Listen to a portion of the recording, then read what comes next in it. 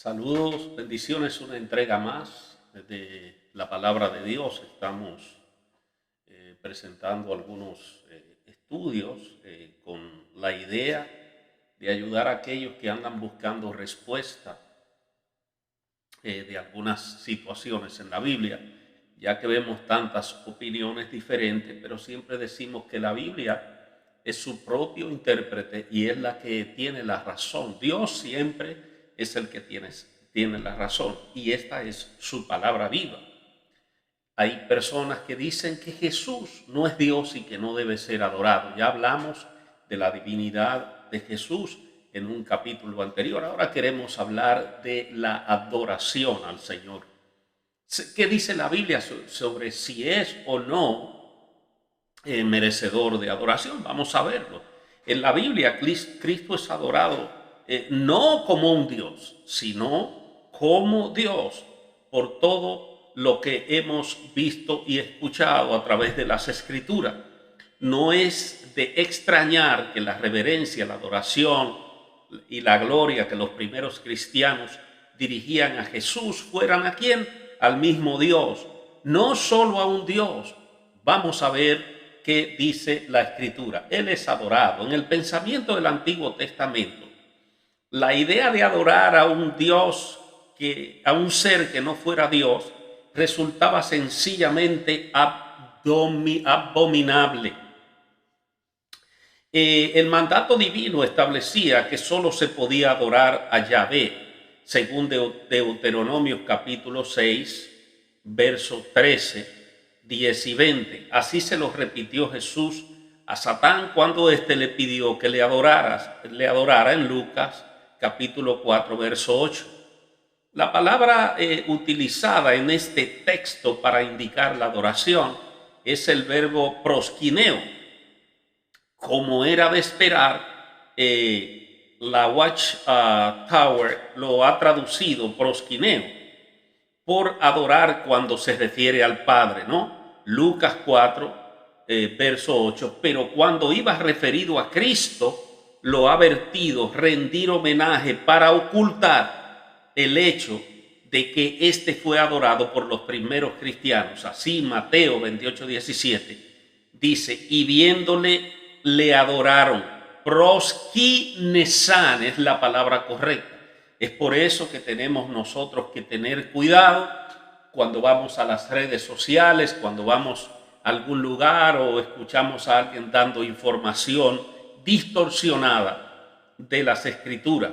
En Lucas 24, verso 52 se señala, y ellos adorándole, la palabra aquí es proskinesantes, adoradores, ¿no? Volvieron a Jerusalén. Otros ejemplos de ese empleo del término adorar, proskineo, en la relación a Jesús, lo tenemos, por ejemplo, en Mateo capítulo 2, versos 8 y 11, y Juan capítulo 9, verso 38. En todos estos casos, la Watchtower, que es un programa bíblico, ha vertido por rendir homenaje, ocultando la adoración. O sea, ellos, cuando usted busca, aparece rendían homenaje a Jesús. Pero la palabra correcta es proskineo, que significa adoración. ¿Está bien? Por ahí vamos. Hemos tenido ocasión de ver antes cómo las propias artimañas de la Watchtower no siempre son perfectos y que se les había pasado por alto un par de textos, como en Juan 20, 28 y Juan 5, 20, en que se dice que Cristo es Dios. Lo mismo sucedió en el pasado con una cita en la que se habla de adorar a Jesús. Me estoy refiriendo a Hebreo 1, 6. La versión BNM traducía así, pero cuando introduce de nuevo a su primogénito en la tierra habitada, dice, y que todos los ángeles de Dios le adoren. Tan claramente dejada de manifiesto en el texto que los ángeles adoraban a Jesús, que en la edición de la VNM en 1987, el texto cambió. Ahora dice, les rindan homenaje. Escuche bien. Por eso es muy confiable para nosotros cuando estemos estudiando que colaboremos con el proceso del aprendizaje consultando varias versiones bíblicas. A mí me encanta, me gusta mucho la traducción de la Reina Valera 1909 porque se ve que no está muy tocada, y la Reina Valera 1960, aun cuando la gente sin conocer mucho solo repite lo que dice y no hacen sus propias investigaciones, y acusan a la Reina Valera de tener muchísimos errores, pero la palabra de Dios es la más confiable. Conductas como estas dejan bien de manifiesto que no hay error de buena fe o simple ignorancia en la actuación de los dirigentes de la Watchover. Existe un profundo, firme y premeditado plan de negar la divinidad de Cristo, y tenemos que entenderlo, aunque para ello tengan que recurrir a la mentira, al fraude de la traducción o al Nuevo Testamento de un espiritista. Una conducta así, desprovista de toda Biblia, de toda ética, no puede pretender sinceramente que procede de gente sincera o cristiana que ama la Biblia y que se somete a las enseñanzas de la misma. Así que no vaya a decir que la Watchover tradujo por error o sin propósito. No, hay un propósito oscuro: negar la divinidad de Jesús. Así como cierta parte del judaísmo niega la divinidad de Jesús, niega su no primera venida, la cual pues provocó el sacrificio en la cruz, pero la Biblia es bien clara cuando habla de que ellos no les reconocieron, no les recibieron, no todo el pueblo judío, sino los que hacían el oficio de Jesús. Él es honrado como el Padre. No se puede aducir, como han pretendido algunos autores, que la honra y adoración que se prodigaba a Jesús era algo que arrancaba de mentes calenturientas que no habían comprendido el plan. El evangelista Juan señala que tal conducta partía de las mismas palabras de Jesús. Se lee en Juan capítulo 5, verso 23, dice: porque el Padre no juzga a nadie, sino que ha encargado todo el juicio al Hijo, para que todos honren al Hijo así como honran al Padre. El que no honra al Hijo, no honra al Padre. La expresión griega que esta traducción BMN traduce por así como es, kasos, que equivale de la misma manera, exactamente igual. Pero ¿cómo sería posible esto? Si Cristo es solo un Dios y el Padre es Dios, ¿acaso no será porque precisamente no es así? Porque precisamente el Padre y el Hijo son un mismo Dios. Creemos que eso es lo que se desprende del texto, sino que del contexto del Nuevo Testamento podemos encontrar mucha información. La Biblia dice que ante Él se dobla toda rodilla, por ello no debería extrañarnos que se doble la rodilla en el Nuevo Testamento, no solo ante el Padre, según Efesios 3:14, sino también ante el Hijo, para que en el nombre de Jesús se doble toda rodilla de los que están en el cielo y los que están sobre la tierra y de los que están debajo del suelo. Escúcheme bien, no solo los que pisamos la tierra, sino los que muchas veces no entendemos. Hay criaturas debajo de la tierra que tienen que doblar sus rodillas delante del Señor. ¿Qué criatura? No es el tiempo de hablar de ello, no es el tema aquí tampoco. Él recibe la gloria. En el fondo de toda esa visión de profunda adoración de Cristo que caracteriza al cristianismo neotestamentario, de lo que subyace, pues es la conciencia de que Cristo es el mismo Dios, el mismo Yahweh, y por ello es digno de recibir la gloria que solo puede tributar aquel que esta gloria no podía tributarse a nadie más que despreciara con claridad el Antiguo Testamento. Que desprendía con claridad del Antiguo Testamento: yo soy Jehová, ese es mi nombre.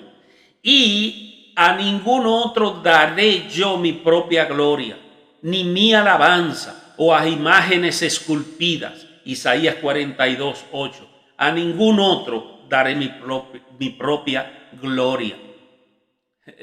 O sea, no hay, cuando la gente está diciendo cosas, está inventando cosas, está intentando negar la divinidad, la santidad y la deidad de Jesús como Dios, no hay fuente más segura que buscar dentro de la propia Escritura. Lo cierto, sin embargo, es que Juan afirma que la gloria de Jesús es la misma que la de Dios, que la del Padre, que la de Yahweh. Podemos verlo. Jesús habló estas cosas y se fue y se escondió de ellos. Pero aunque había ejecutado tantas señales delante de ellos, no ponían la fe en él. De modo que se cumplió la palabra de Isaías el profeta que dijo: Jehová, ¿quién ha puesto fe en la cosa oída por nosotros? Y en cuanto al brazo de Jehová, ¿a quién ha sido revelado? La razón por la cual no podían creer que otra vez dijo Isaías: Él ha cegado los ojos y ha hecho duro su corazón para que no vean con los ojos y se vuelvan y yo los sane. Isaías dijo estas cosas porque vio su gloria y habló de él. Con todo, hasta de los gobernantes, muchos realmente pusieron fe en él, pero a causa de los fariseos no confesaban para no ser expulsados de la sinagoga. Una parte que no entendemos es que los judíos en la sinagoga, incluso el mismo Jesús, toma el libro de Isaías, no otros, y ahí se encuentra. Entonces, ¿cómo no reconocer aquel que estaba frente a ellos y de cuál el libro que ellos leen como costumbre en su sinagoga? Nunca entendieron, nunca vieron y hasta el día de hoy siguen así. Entonces la Biblia dice que ellos fueron llamados a celo a causa de nosotros y hoy nos atacan con palos y piedras si pudieran, porque el celo los consume por lo que Dios hizo por nosotros. Y da pena muchas veces que mucha gente que se convirtió con Cristo, que vio su vida cambiar con el Cristo de la gloria, con esta Biblia, se convirtió ardiendo en fuego, que brincaban, que ayunaban, hoy en día se han unido a aquellos que niegan la divinidad de Jesús. Y no sé cómo se van a justificar ante el Padre, pero tendrán que verle la cara un día. Amén. El Evangelio de Juan intenta en este pasaje explicar por qué muchos de los judíos no llegaron a creer en Jesús. Su tesis es que tal hecho ya estaba profetizado por Isaías, que cuando vio la gloria de Jesús, anunció que los corazones de los judíos se cegarían y su corazón se endurecería. Ahora bien, el pasaje a que hace referencia Juan es Isaías capítulo 6, versos del 10 al 1, en el que Isaías vio al propio Jehová. Caben las posibilidades, o bien Juan se equivocaba al decir que la gloria de Cristo era la de Jehová y además cometía un error blasfemo porque le atribuía algo que no le correspondía, en cuyo caso este programa de Watchover tendría la razón. O bien Juan era consciente de lo que estaba escribiendo, ya que identificaba a Cristo con Jehová y no veía dificultad en atribuirle la gloria al Hijo. En aquel caso, empero, la Watchover estaría equivocada. El autor de estas líneas cree, en su modesto entender, que Juan el Evangelista es mucho más digno que cualquier interpretación, que cualquier programa computarizado, incluyendo la Watchover. En una buena medida, la experiencia de Juan fue como la de Tomás. Había visto morir a Jesús de cerca, muy de cerca, porque fue él el único de los 12 que no se ocultó y que permaneció al pie de la cruz con María y otras mujeres, pero también asistió luego ¿a qué? A su resurrección y pudo comprobar que las afirmaciones de Jesús en el sentido de que él mismo se resucitaría se cumplían fielmente. Jesús le dijo: derriben este templo y en 3 días lo levantaré. Pero hablaba del templo de su cuerpo. Sin embargo, cuando fue levantado de entre los muertos, sus discípulos recordaron lo que él solía decirle y creyeron la escritura y dicho que Jesús dijo en Juan capítulo 2. Amén. ¿Quién podría morir como hombre para luego levantar ese propio cuerpo de entre los muertos?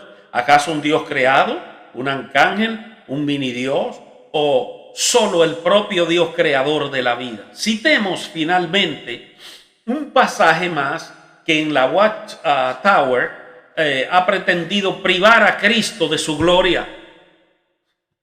La torre de vigía. Estos testigos de Jehová son terribles. Se trata de 2 de Corintios capítulo 4:4, en los cuales el Dios del mundo, de este mundo, cegó las mentes de los incrédulos para que no le brille la luz del evangelio de la gloria de Cristo, que es la imagen de Dios. El pasaje reviste una especial importancia por varios aspectos. En primer lugar, hay que señalar que Pablo indica un plan diabólico que consiste en que Satán, al que el mundo en realidad ha convertido en su Dios, ha cegado la mente de los incrédulos para que no vean la luz que proporciona el evangelio. Nosotros en algún tiempo podemos, por la experiencia, decir que estuvimos un tiempo cegados hasta que la luz de Cristo vino a nosotros, porque el Padre, en su sola potestad, eligiéndonos y predestinándonos, en lo cual creemos, no importa lo que crean los demás, los respetamos. Pero aquí no se mueve una hoja sin que el Señor permita que se mueva. Nuestra vida no va a ir a ningún lado si no es el plan de Dios, si no es lo acordado por Dios antes de que tú vinieras a esta tierra. Eso es lo que creemos. La traducción le quita gloria a Cristo para dársela a las buenas nuevas, entre quienes el Dios de este sistema de cosas ha cargado la mente de los incrédulos, la ha cegado, la ha cargado de muchísimas cosas para que no puedan poner atención a las verdades guardadas en Cristo Jesús. Amén. Para que no pase a ellos la iluminación de las gloriosas buenas nuevas de este Cristo grandioso y glorioso, que nosotros sabemos, creemos firmemente y entendemos que es Dios y que merece toda la adoración. Estos testigos de Jehová, la Watchtower, no saben cómo alterar el texto sagrado para privar a Cristo de su divinidad y gloria.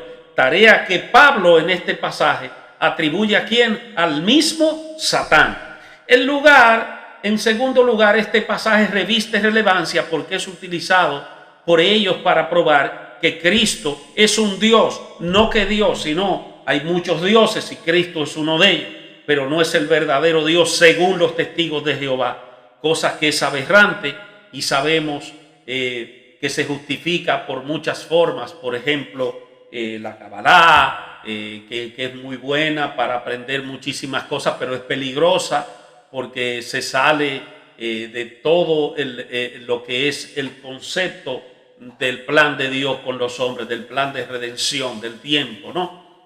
Pero nosotros aquí sabemos lo que Dios encarnado en el vientre de una mujer, nacido, predicó, murió y resucitó y está sentado en las alturas, en la majestad del Padre, y recibió y recibe toda gloria. Y cuando partía le dijo al Señor: glorifícame hoy con esta gloria que antes tuve. O sea, por Dios, yo no sé qué es lo que la gente lee, pero nada, estamos acá para eso. Por último, el pasaje hace referencia a Cristo como imagen de Dios, algo que los testigos o la Watchtower, siempre ansiosa de llevar el agua de la Biblia al molino de los prejuicios, interpreta en el sentido de que Cristo es una imagen pero no el mismo Dios, cosa que contradice lo que dice la Biblia, que el Hijo es la sustancia misma del Padre. Lo cierto, sin embargo, es que en el griego koiné en que se escribió este pasaje, el término eikon indica no representación plástica, sino manifestación autorizada. Es decir, que lo que el apóstol Juan pretende enseñar es que Cristo es la única manifestación y legítima de Dios que conocemos. Precisamente eso mismo es lo que creemos y confesamos en el dogma de este Dios, que es un Dios trino, un único Dios manifestado en tres, que Cristo no es un Dios, sino la manifestación del Dios Padre, y que Él en su sola potestad, como no podemos verlo, como Él no tiene imagen, creó una imagen en su Hijo para que nosotros le veamos, para que le adoremos y para que Él sea nuestra puerta de bendición a todos los beneficios que el cielo tiene para todos aquellos que creen en Él. Dios les bendiga muchísimo. Gracias. Recuerde apoyarnos. Denos un like, suscríbase para que sigamos creciendo y nos vemos en una próxima entrega. Muchas gracias.